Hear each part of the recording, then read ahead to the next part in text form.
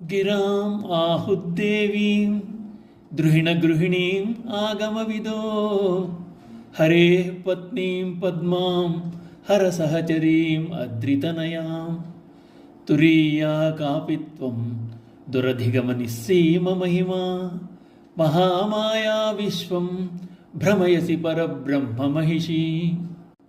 అమ్మా, నీవు పరబ్రహ్మమైన సదాశివుని పట్టపురాణివి. వేదశాస్త్రమును తెలిసిన వారు నిన్ను బ్రహ్మకు ఇల్లాలైన సరస్వతిగా, పద్మాలయైన విష్ణుపత్ని లక్ష్మీదేవిగా, ఈశ్వరునికి సహధర్మచారిణి గిరిపుత్రిక పార్వతిగా చెప్తారు. కానీ వాస్తవమునకు ఆ ముగ్గురి కంటే భిన్నమైన 4వ రూపమైన తురీయవు నీవు.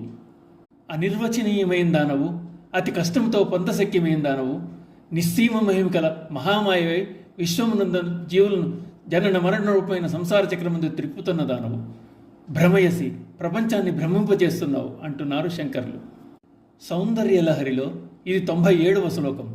ఈ శ్లోకంలో అమ్మ సర్వశక్తి రూపిణి అని మనకి చూపిస్తున్నారు. పరబ్రహ్మ అంటే పరమాత్మతత్వం. అమ్మవారు ఆయన యొక్క శక్తి, ఆయన యొక్క పత్ని. ఆమె లలితాపరా భట్టారిక. ఏ నామంతో అయినా అమ్మవారిని పిలవచ్చు. ఇంతకీ ఎవరమ్మా నువ్వు? ముగ్గురుకు మూలమైన 4వ దానివి నువ్వు. తురీయ అనగా 4వది, కాపిత్వం అనగా అనిర్వచనీయం. అమ్మ ఎలా ఉంటుందో చెప్పలేరు. దురధిగమ నిస్సీమ మహిమ, హద్దులేని మహిమ గలది. ఆ మహిమ అవగాహన కానిది. ఆవిడ మహామాయా స్వరూపి, పరబ్రహ్మ మహిషి, ముగురమ్మల స్వరూపం.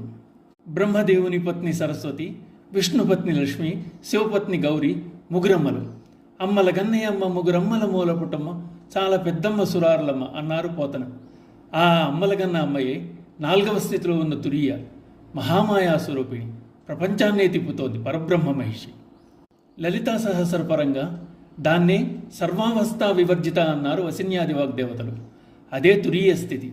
జాగ్రత్త స్వప్న సుషుప్తావస్థలు దాటిన ఏ అవస్థలు లేని నిశ్శబ్ద స్థితి. తురీయంను భువనేశ్వరి మంత్రమని, శ్రీ విద్యామంత్రమని అంటారు.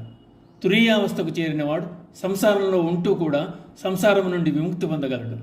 అదే జీవన్ముక్త స్థితి. ఈ విధంగా శంకర భగవత్పాదులు అమ్మవారి స్వరూప లక్షణములను వివరించి అమ్మవారిని పరబ్రహ్మ మహిషిగా భావించి ఆరాధించేవారు మాయ నుంచి బయటపడగలరని, మోక్షం పొందగలరని తెలియజేస్తున్నారు. శ్రీ మాత్రే నమః.